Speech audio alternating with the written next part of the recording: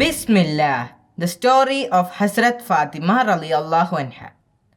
ഒരു ദിവസം പ്രവാചകൻ മുഹമ്മദ് നബി മുസ്തഫ സ്വല്ലല്ലാഹു അലൈഹി വസല്ലമ ഫാത്തിമ റളിയല്ലാഹു അൻഹയുടെ വീട്ടിലേക്ക് ചെന്ന് പ്രവാചകന് ക്ഷീണം തോന്നിയത് കാരണം ഒരു പുതപ്പെടുത്ത് പുതപ്പിക്കാൻ അദ്ദേഹം ഫാത്തിമ റളിയല്ലാഹു അൻഹയോട് പറഞ്ഞു. ഫാത്തിമ റളിയല്ലാഹു അൻഹ അദ്ദേഹം ആവശ്യപ്പെട്ടതുപോലെ ഒരു പുതപ്പെടുത്ത് അദ്ദേഹത്തെ പുതപ്പിച്ചു.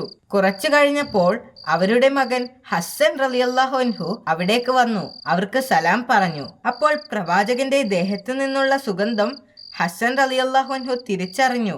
ഹസ്സൻ റളിയല്ലാഹു അൻഹു പ്രവാചകന്റെ നേരെ നടന്നുകൊണ്ട് പറഞ്ഞു, അങ്ങേക്ക് മേൽ അള്ളാഹുവിന്റെ അനുഗ്രഹം ഉണ്ടാകട്ടെ. ആ പുതപ്പിനടിയിൽ അങ്ങയോടൊപ്പം കിടക്കാൻ എന്നെ കൂടി അനുവദിക്കുമോ?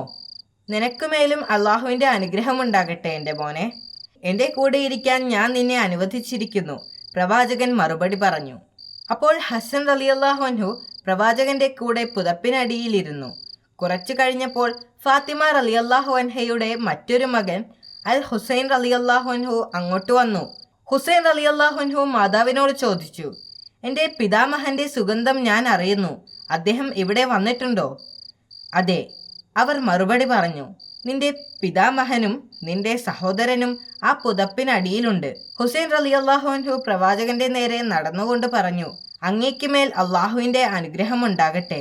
എന്നെ കൂടെ അങ്ങയുടെ പുതപ്പിനടിയിൽ ഇരിക്കാൻ അനുവദിക്കുമോ? നിനക്ക് മേലും അള്ളാഹുവിന്റെ അനുഗ്രഹം ഉണ്ടാകട്ടെ മോനെ. എൻ്റെ കൂടെ ഇരിക്കാൻ ഞാൻ നിന്നെ അനുവദിച്ചിരിക്കുന്നു. ഹുസൈൻ റളിയല്ലാഹു അൻഹുവും പുതപ്പിനടിയിലിരുന്നു. കുറച്ചു കഴിഞ്ഞ് അലി റളിയല്ലാഹു അൻഹു അങ്ങോട്ട് വന്നു. എന്നിട്ട് അദ്ദേഹം ഫാത്തിമ റളിയല്ലാഹു അൻഹയോട് പറഞ്ഞു, ഫാത്തിമ, ഇവിടെ നല്ല സുഗന്ധമുണ്ട്. ഈ സുഗന്ധം എൻ്റെ ബന്ധുവും സഹോദരനുമായ അള്ളാഹുവിൻ്റെ റസൂലിൻ്റെതാണ്. അതെ, അദ്ദേഹം അങ്ങയുടെ 2 പുത്രന്മാരോടൊപ്പം ആ പുതപ്പിനടിയിലുണ്ട്, അവർ പറഞ്ഞു. അലി റളിയല്ലാഹു അൻഹു പ്രവാചകന്റെ അടുത്തേക്ക് നടന്നുകൊണ്ട് പറഞ്ഞു, അള്ളാഹുവിന്റെ റസൂലെ, അങ്ങയുടെ മേൽ അള്ളാഹുവിന്റെ അനുഗ്രഹം ഉണ്ടാകട്ടെ. എന്നെ കൂടെ അങ്ങയുടെ പുതപ്പിനടിയിൽ ഇരിക്കാൻ അനുവദിക്കുമോ? നിനക്ക് മേലും അള്ളാഹുവിന്റെ അനുഗ്രഹം ഉണ്ടാകട്ടെ. എന്റെ കൂടെ ഇരിക്കാൻ ഞാൻ നിന്നെയും അനുവദിച്ചിരിക്കുന്നു, പ്രവാചകൻ പറഞ്ഞു. അങ്ങനെ അലി റളിയല്ലാഹു അൻഹുവും പ്രവാചകനോടൊപ്പം ആ പുതപ്പിനടിയിലിരുന്നു. അള്ളാഹുവിന്റെ അനുഗ്രഹം അങ്ങയുടെ മേലുണ്ടാകട്ടെ. എന്നെ കൂടെ ആ പുതപ്പിനടിയിലിരിക്കാൻ അനുവദിക്കുമോ? ഫാത്തിമ റളിയല്ലാഹു അൻഹ ചോദിച്ചു.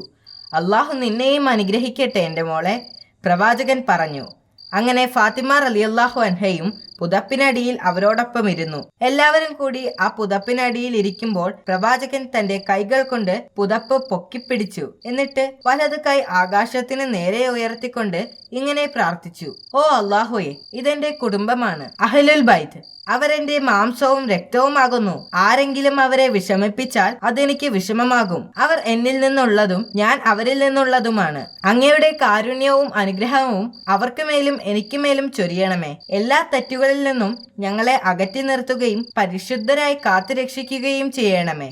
അപ്പോൾ അള്ളാഹു മലക്കിനോട് പറഞ്ഞു, അവൻ ഈ പ്രപഞ്ചം മുഴുവൻ സൃഷ്ടിച്ചത് 5 പേരോടുള്ള സ്നേഹം കൊണ്ടാണ്. ആ 5 പേരാണ് ആ പുതപ്പിനടിയിൽ ഇരിക്കുന്നത്. ആ പുതപ്പിനടിയിൽ ആരാണെന്ന് മലക്ക് അള്ളാഹുവിനോട് ചോദിച്ചു.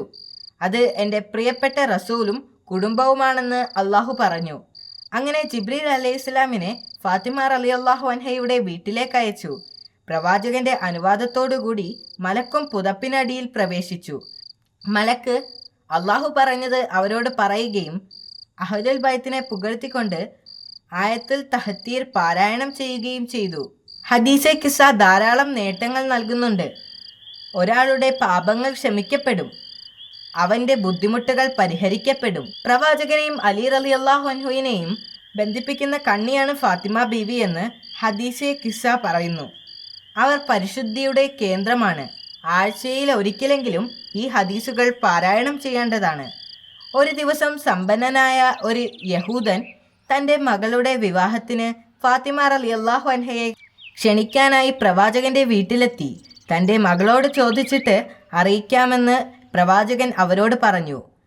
അവർ ക്ഷണിക്കാൻ വന്നതിനെക്കുറിച്ച് പ്രവാചകൻ ഫാത്തിമ റളിയല്ലാഹു അൻഹയോട് പറഞ്ഞു. തൻ്റെ ഭർത്താവിൻ്റെ അനുവാദം ചോദിക്കട്ടെ എന്ന് അവർ പറഞ്ഞു. ഹസ്രത്ത് അലി റളിയല്ലാഹു അൻഹു അനുവാദം നൽകിയപ്പോൾ വിവാഹത്തിന് പോകാൻ ഫാത്തിമ റളിയല്ലാഹു അൻഹ തീരുമാനിച്ചു. എന്നാൽ ആ യഹൂദൻ നല്ല ഉദ്ദേശത്തോടെ ആയിരുന്നില്ല അവരെ ക്ഷണിച്ചിരുന്നത്. ഫാത്തിമ റളിയല്ലാഹു അൻഹ വിവാഹത്തിന് വരുമ്പോൾ ദരിദ്രാവസ്ഥയെ മറ്റുള്ളവരുടെ മുൻപിൽ വെച്ച് പരിഹസിക്കാനായിരുന്നു അയാൾ അവരെ ക്ഷണിച്ചിരുന്നത്.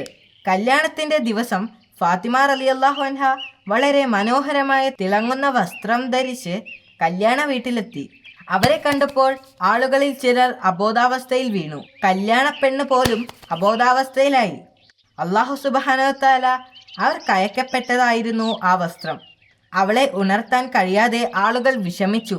അവളുടെ മാതാവ് സഹായത്തിനായി ഫാത്തിമ ബീവിയോട് അപേക്ഷിച്ചു. ഫാത്തിമ റളിയല്ലാഹു അൻഹ 2 റക്അത്ത് നമസ്കരിച്ചുകൊണ്ട് അള്ളാഹുവിനോട് അവൾക്ക് വേണ്ടി പ്രാർത്ഥിച്ചു. അവൾ പ്രാർത്ഥിച്ചു കഴിഞ്ഞപ്പോൾ കല്യാണ പെണ്ണ് കണ്ണു തുറന്ന് ഫാത്തിമ ബീവിയെ നോക്കി. അവൾ എല്ലാവരോടുമായി പറഞ്ഞു, ഇവരുടെ ഒരാളുടെ പ്രാർത്ഥന കൊണ്ട് മാത്രമാണ് എൻ്റെ ജീവൻ തിരിച്ചു കിട്ടിയത്. എന്നിട്ട് അവൾ അഷ്ഹദു അല്ലാ ഇലാഹ ഇല്ലല്ലാഹ് അഷ്ഹദു അന്ന മുഹമ്മദ് റസൂലുള്ളാഹ് എന്ന് ഉരുവിട്ടുകൊണ്ട് ഇസ്ലാം സ്വീകരിക്കുന്നതായി പ്രഖ്യാപിച്ചു. ഈ അത്ഭുതത്തിന് സാക്ഷികളായ മറ്റു ആളുകളും ഇസ്ലാം മതം സ്വീകരിച്ചു. ഫാത്തിമ റളിയല്ലാഹു അൻഹ വളരെ ലളിതമായ ജീവിതമാണ് നയിച്ചിരുന്നത്. ലളിതമായ വേഷം ധരിക്കുകയും ലളിതമായ ഭക്ഷണം കഴിക്കുകയും ചെയ്തിരുന്നു. അവർ മണിക്കൂറുകളോളം അടുക്കളയിലും മറ്റും ജോലി ചെയ്യുന്നത് അലി റളിയല്ലാഹു അൻഹു ശ്രദ്ധിച്ചിരുന്നു. എന്നാൽ അവർ ഒരിക്കൽ പോലും അദ്ദേഹത്തോട് പരാതി പറഞ്ഞിരുന്നില്ല. അവർ ഇതുവരെ ഒന്നും അദ്ദേഹത്തോട് ആവശ്യപ്പെട്ടിട്ടില്ലായിരുന്നു. ഒരു ദിവസം ഫാത്തിമ ബീവി സുഖമില്ലാതെ കട്ടിലിൽ കിടക്കുകയായിരുന്നു. അലി റളിയല്ലാഹു അൻഹു അവരുടെ അടുത്തേക്ക് ചെന്ന് എന്തെങ്കിലും ആവശ്യമുണ്ടോ എന്ന് ചോദിച്ചു. പക്ഷേ അവർ ആദ്യമൊന്നും പറഞ്ഞില്ല. അദ്ദേഹം വീണ്ടും ചോദിച്ചപ്പോൾ ഒരു മാതള നാരങ്ങ കഴിക്കാൻ ആഗ്രഹമുണ്ടെന്ന് അവർ പറഞ്ഞു. ഇത് കേട്ടപ്പോൾ അലി റളിയല്ലാഹു അൻഹുവിന് സന്തോഷമായി. ഒടുവിൽ തൻ്റെ ഭാര്യ തന്നോട് ഒരു കാര്യം ആവശ്യപ്പെട്ടിരിക്കുന്നു. അദ്ദേഹം കടയിൽ പോയി മാതള നാരങ്ങ ആവശ്യപ്പെട്ടു. എന്നാൽ ആ കടയിൽ മാതള നാരങ്ങ സ്റ്റോക്കില്ലായിരുന്നു. ആ സീസണിൽ മാതളം ഉണ്ടാകില്ലെന്ന് കടക്കാരൻ പറഞ്ഞു. അദ്ദേഹം ധാരാളം കടകൾ കയറിയിറങ്ങി. നിരാശയായിരുന്നു ഫലം. മാതളത്തിനു വേണ്ടി ധാരാളം കടകൾ അദ്ദേഹം കയറിയിറങ്ങിയിരുന്നു. ഒടുവിൽ അദ്ദേഹത്തിന് ഒരെണ്ണം കിട്ടി. ആ മാതളവുമായി അദ്ദേഹം വീട്ടിലേക്ക് മടങ്ങി. അദ്ദേഹം വീട്ടിലേക്ക് നടക്കുന്ന വഴിയിൽ ഒരു ഞരക്കം കേട്ടു. അത് ആരാണ് ശബ്ദമുണ്ടാക്കിയതെന്ന് അദ്ദേഹം നോക്കി. ഒരു യാചകൻ അവിടെ ഇരിക്കുന്നുണ്ടായിരുന്നു. അദ്ദേഹം നോക്കിയപ്പോൾ അയാൾക്ക് പനിക്കുന്നുണ്ടായിരുന്നു. നിങ്ങൾക്ക് എന്തെങ്കിലും സഹായം ആവശ്യമുണ്ടോ? അദ്ദേഹം ആ ഭിക്ഷക്കാരനോട് ചോദിച്ചു. എനിക്ക് കുറേ ദിവസമായി സുഖമില്ലാതിരിക്കുകയാണ്.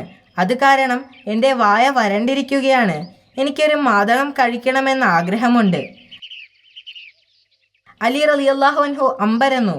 അദ്ദേഹത്തിന് എപ്പോഴും മറ്റുള്ളവരെ സഹായിക്കുന്നത് ഇഷ്ടമായിരുന്നു. ഭിക്ഷക്കാരൻ ചോദിച്ചത് എളുപ്പത്തിൽ നൽകാൻ അദ്ദേഹത്തിന് കഴിയുമായിരുന്നു.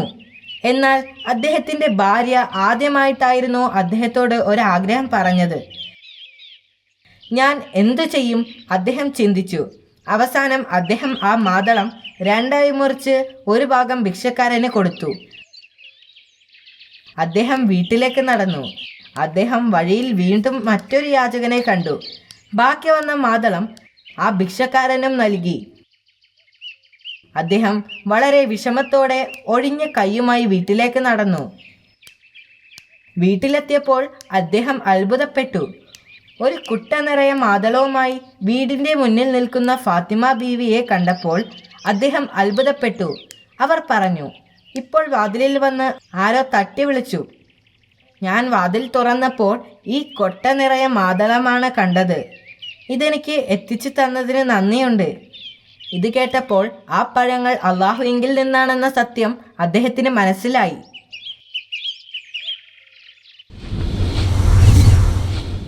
ഇത് നല്ല കഥയായിരുന്നു. ഇത് നിനക്ക് ഇഷ്ടപ്പെട്ടതിൽ എനിക്ക് സന്തോഷമായി. ഫാത്തിമ ബീവിയെ കുറിച്ച് ഇനിയും ധാരാളം കഥകളുണ്ടോ അങ്കിൾ? ഫാത്തിമ ബീവിയുടെ രസകരങ്ങളായ ധാരാളം കഥകളുണ്ട്. അത് ഞാൻ പിന്നീട് പറയാം. ഇപ്പോഴേ എനിക്ക് പോകാനുള്ള സമയമായി. Good bye. Good bye.